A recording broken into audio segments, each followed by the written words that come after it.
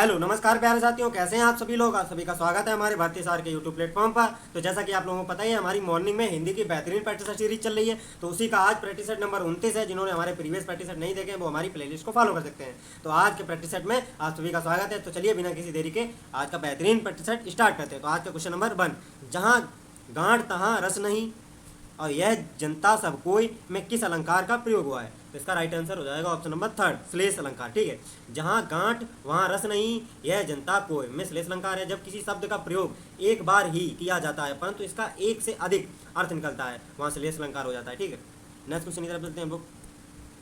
Question number 2, लकीर का फकीर मुहावरे का शाब्दिक अर्थ क्या होता है। मतलब लकीर का जो फकीर है वो मुहावरे का शाब्दिक अर्थ होता है ऑप्शन नंबर 1, पुरानी परिपाटी पर चलने वाला, मतलब पुरानी परंपराओं पर चलने वाला, बिल्कुल लकीर का फकीर। इसका राइट आंसर होगा ऑप्शन नंबर 1।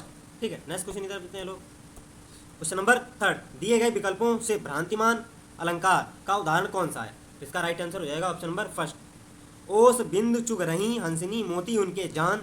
ओस बिंदु चुग रही हंसनी मोती उनके जान, इसमें भ्रांतिमान अलंकार का उदाहरण है। ठीक है, नेक्स्ट क्वेश्चन इधर देखते हैं लोग।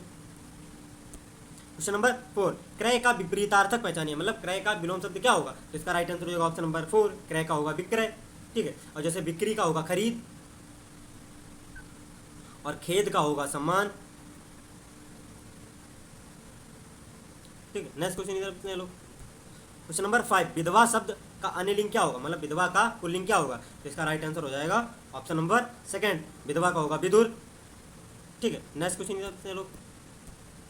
निर्देश 6 से 7, निम्नलिखित प्रश्नों में एक वाक्य को 3 भागों में विभक्त किया गया है, जिसमें किसी एक भाग में त्रुटि हो सकती है। जिस भाग में त्रुटि है उसका चयन करें, यदि कोई त्रुटि नहीं है तो ऑप्शन 4 का चयन करें। क्वेश्चन नंबर 6, गुलामी की दास्तां मनुष्य पर कलंक है, कोई त्रुटि नहीं है। मतलब गुलामी की जो दास्तां है वो मनुष्य पर क्या है, कलंक है। तो इसका राइट आंसर हो जाएगा ऑप्शन नंबर 4, यानी कि मतलब 3, कोई त्रुटि नहीं है। ये तीनों ही शुद्ध हैं। मतलब गुलामी की दास्तां मनुष्य पर कलंक है, एकदम सही वाक्य है। ठीक है, नेक्स्ट क्वेश्चन इधर देखते हैं लोग। क्वेश्चन नंबर 7, आपके इन्हीं गुणों के कारण लोग तुम्हारी गाथाओं का वर्णन करते नहीं थकते। मतलब आपके इन्हीं गुणों के कारण लोग तुम्हारी गाथाओं का वर्णन करते हुए नहीं थकते। तो इसका राइट आंसर हो जाएगा ऑप्शन नंबर 4, कोई त्रुटि नहीं है, सभी सही है। ठीक है, नेक्स्ट क्वेश्चन इधर देखते हैं लोग। क्वेश्चन नंबर 8, ये हिंदी अंक दिए गए हैं, उनको पहचानिए क्या लिखा हुआ है। जैसे ये कितना लिखा हुआ है। इसका राइट आंसर होगा ऑप्शन नंबर 2, 61। ठीक है, नेक्स्ट क्वेश्चन इधर देखते हैं लोग। क्वेश्चन नंबर 9, ये हिंदी में शब्द दिया गया है, इसको पहचानिए। ये 38 में 38 जो है वो किस में लिखे हुए हैं। तो इसका राइट आंसर हो जाएगा ऑप्शन नंबर 3, 38 3 इसका राइट आंसर हो जाएगा। ठीक है, नेक्स्ट क्वेश्चन इधर देखते हैं लोग। क्वेश्चन नंबर 10, शुद्ध वर्तनी का चयन करें। नक्षत्र नक्षत्र नक्षत्र नक्षत्र, इसका राइट आंसर होगा ऑप्शन नंबर 3, नक्षत्र। ठीक है, नेक्स्ट क्वेश्चन इधर लोग। क्वेश्चन नंबर 11, व्यक्तिवाचक संज्ञा कौन सी है। मतलब व्यक्तिवाचक संज्ञा है वो। तो इसका राइट आंसर हो जाएगा ऑप्शन नंबर 3, गंगा जो है व्यक्तिवाचक संज्ञा है। मतलब जो व्यक्तिवाचक जातिवाचक में क्या अंतर होता है। जातिवाचक में होता है उसके जैसे और है, और व्यक्तिवाचक में होता है उसके समान कोई नहीं। जैसे गंगा, गंगा नदी सिर्फ एक है, उसके अलावा कोई नहीं। और जैसे यहाँ पर अगर नदी दिया होता तो नदी जो है वो जातिवाचक हो जाती। इसलिए नदियाँ बहुत हो सकती हैं, अनेक, जैसे गंगा, यमुना, सरस्वती, ठीक है, पिंडारी, बहुत सारी नदियाँ होती हैं, लेकिन गंगा सिर्फ एक ही है। ठीक है, तो इसका राइट आंसर हो जाएगा ऑप्शन नंबर 3। जैसे गाय, गाय अनेक है, और गाय में अगर एक स्पेसिफिक प्रजाति का नाम ले लिया जाए, जैसे कि साहिवाल, साहिवाल गाय, तो वो सिर्फ एक है, तो वो व्यक्तिवाचक हो जाएगी। और गाय जो हो जाएंगी वो जातिवाचक संज्ञा में चली जाएगी। जैसे आम दिया है, आम तो है जातिवाचक संज्ञा, लेकिन अगर दे दिया जाए कि दशहरी आम, दशहरी आम सिर्फ एक प्रजाति है, तो वो हो जाएगी व्यक्तिवाचक संज्ञा, जैसा कि आप समझ गए होंगे। ठीक है, नेक्स्ट क्वेश्चन इधर देखते हैं हम लोग। क्वेश्चन नंबर 12, जिस शब्द का अर्थ 3 शब्दों को से पूर्णता भिन्न हो उसे छांटिए। मतलब 4 शब्द दिए गए हैं, 3 शब्द का एक से मिलते जुलते हैं और चौथा शब्द मिलता जुलता नहीं है, तो उसका राइट आंसर क्या हो जाएगा। तो इसका राइट आंसर हो जाएगा ऑप्शन नंबर 1, भुवन। ठीक है, ग्रह, घर और गे, ये तीनों ही घर के होते हैं। भुवन जो होता है ये अलग होता है। ठीक है, नेक्स्ट क्वेश्चन इधर करते हैं हम लोग। क्वेश्चन नंबर 13, जिस शब्द का अर्थ 3 शब्दों से पूर्णता भिन्न हो उसे छांटिए। जैसे मित्र, सहपाठी, सखा, दोस्त, तो इसमें अलग क्या है। तो इसका राइट आंसर हो जाएगा ऑप्शन नंबर 2, सहपाठी। सहपाठी जो होता है वो अलग होता है, जैसे मित्र, सखा और दोस्त, ये तीनों मित्र के पर्यायवाची हैं। ठीक है, नेक्स्ट क्वेश्चन इधर करते हैं लोग। क्वेश्चन नंबर 14, वह कदापि ऐसा व्यक्ति नहीं है जो किए का डैश डैश डैश ना माने। रिक्त स्थान का पर्यायवाची, मतलब जो किए का उपचार ना माने, कृतज्ञ ना माने, उपकार ना माने, सम्मान। तो इसका राइट आंसर होगा ऑप्शन नंबर 3, उपकार ना माने। ठीक है, नेक्स्ट क्वेश्चन की तरफ चलते हैं हम लोग। क्वेश्चन नंबर 15, चुनाव के समय राजनीतिक दलों द्वारा प्रस्तुत डैश डैश डैश में किसी एक को चुनना चाहिए। मतलब चुनाव के समय राजनीतिक दलों द्वारा प्रस्तुत अभ्यर्थियों को, प्रत्याशियों को, आवेदकों को, प्रार्थियों को। तो इसका राइट आंसर होगा ऑप्शन नंबर सेकंड, प्रत्याशियों को, मतलब दलों द्वारा प्रस्तुत प्रत्याशियों में से किसी एक को चुनना होता है। ठीक है, नेक्स्ट क्वेश्चन की तरफ चलते हैं लोग। क्वेश्चन नंबर 16, जय और विजय में चोली दामन का साथ, मुहावरे के अर्थ का चयन करें। मतलब जय और विजय में मतलब चोली दामन का साथ है, तो इसका राइट आंसर हो जाएगा ऑप्शन नंबर थर्ड, एक दूसरे से बिल्कुल घनिष्ठ मित्रता है। ठीक है, नेक्स्ट क्वेश्चन की तरफ चलते हैं हम लोग। क्वेश्चन नंबर 17, गरीबी में इतना बड़ा आयोजन करना तो घर फूंक तमाशा देखना है। मतलब गरीबी में इतना बड़ा, जैसे तुम्हारे पास पैसे ज़्यादा नहीं है और दिखावे के चक्कर में आपने बहुत सारा व्यवस्थाएं कर दी, तो वही है गरीबी में इतना बड़ा आयोजन करना तो घर फूंक तमाशा देखने जैसा होता है। ठीक है, तो कौन सा इसका राइट आंसर हो जाएगा? तो इसका राइट आंसर हो जाएगा ऑप्शन नंबर सेकंड, क्षणिक दिखावे के लिए बहुत कुछ करना। मतलब क्षणिक दिखावा, थोड़े देर के दिखावे के लिए बहुत कुछ करना। ठीक है, नेक्स्ट क्वेश्चन की तरफ देते हैं लोग। क्वेश्चन नंबर 18, छात्र का बहुवचन बनाने के लिए इनमें क्या जोड़ा जाएगा। मतलब छात्र का बहुवचन बनाने के लिए इसमें क्या जोड़ा जाना चाहिए? तो इसमें जोड़ा जाना चाहिए ऑप्शन नंबर 4, छात्र वृंद। छात्र वृंद, ठीक है, ये छात्र वर्ग, जन, गण आदि शब्द जोड़कर भी बहुवचन बनाए जाते हैं। जैसे छात्र, जैसे नेता जो है, नेता के आगे गण लगा दो तो नेता गण हो जाता है। जैसे अध्यापक के आगे वृंद लगा दो तो अध्यापक वृंद। जैसे आपके आगे आप लोग लगा दो तो ये भी बहुवचन बन जाता है। ठीक है, नेक्स्ट क्वेश्चन की तरफ चलते हैं हम लोग। क्वेश्चन नंबर 19, भ्रांतिमान अलंकार का उपयुक्त उदाहरण कौन सा है। मतलब भ्रांतिमान अलंकार का उपयुक्त उदाहरण कौन सा है? तो इसका राइट आंसर हो जाएगा ऑप्शन नंबर फर्स्ट, ओस बिंदु चुभ रही हंसनी मोती उनको जान। ये भ्रांतिमान अलंकार का उदाहरण है। ठीक है, जहाँ भ्रम के कारण उपमेय को उपमान में लिया जाए वहाँ भ्रांतिमान अलंकार होता है। ठीक है, नेक्स्ट क्वेश्चन इधर ले लो। क्वेश्चन नंबर 20, दिए गए विकल्पों में से अनुप्रास अलंकार का उचित उदाहरण कौन सा है?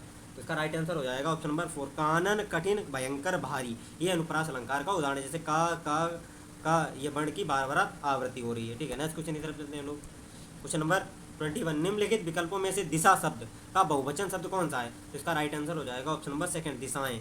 दिशा का हो जाएगा दिशाएं। ठीक है, नेक्स्ट क्वेश्चन की तरफ चलते हैं लोग। क्वेश्चन नंबर 22, निम्नलिखित विकल्पों में से रीति शब्द का बहुवचन क्या होगा? तो इसका राइट आंसर हो जाएगा ऑप्शन नंबर 4, रीति का होगा रीतियाँ। ठीक है, नेक्स्ट क्वेश्चन की तरफ चलते हैं लोग। क्वेश्चन नंबर 23, निम्नलिखित वाक्यों में से अशुद्ध वाक्य का चयन कीजिए।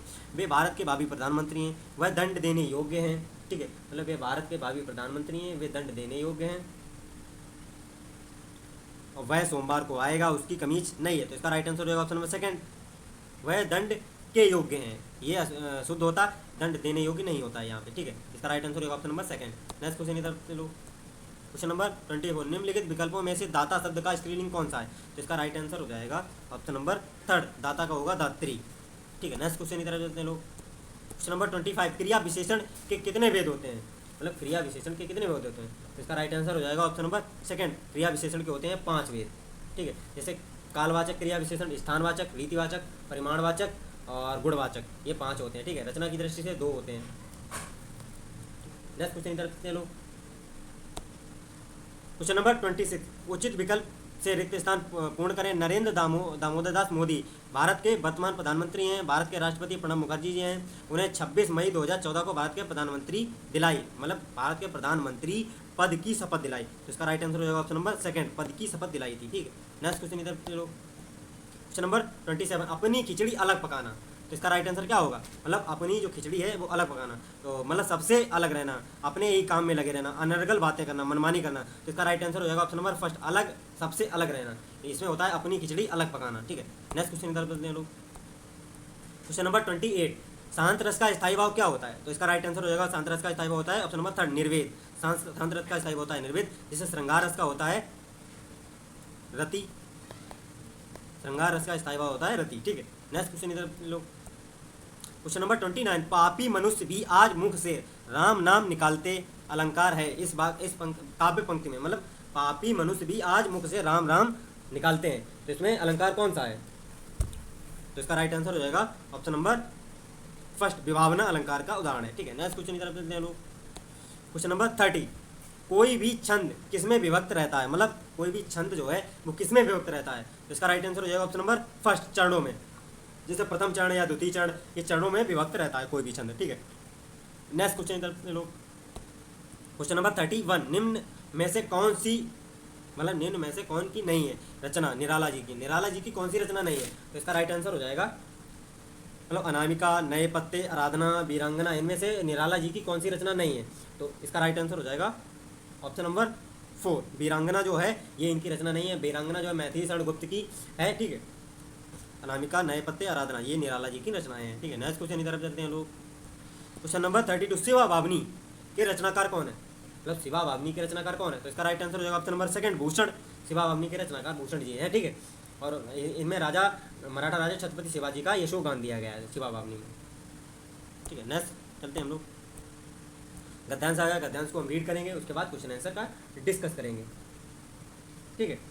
तो चलिए बिना किसी देरी के गद्यांश स्टार्ट करते हैं। हमारे देश में एक राजा थे, उनका नाम पांडु था। पांडु के 5 पुत्र थे जिन्हें पांडव कहते हैं। इनके नाम थे युधिष्ठिर, भीम, अर्जुन, नकुल, सहदेव। 5 राजकुमार गुरु द्रोणाचार्य से अस्त्र शस्त्र चलाना सीखते थे। भीम गदा चालन में बहुत कुशल थे और अर्जुन धनुष बाण चलाने में।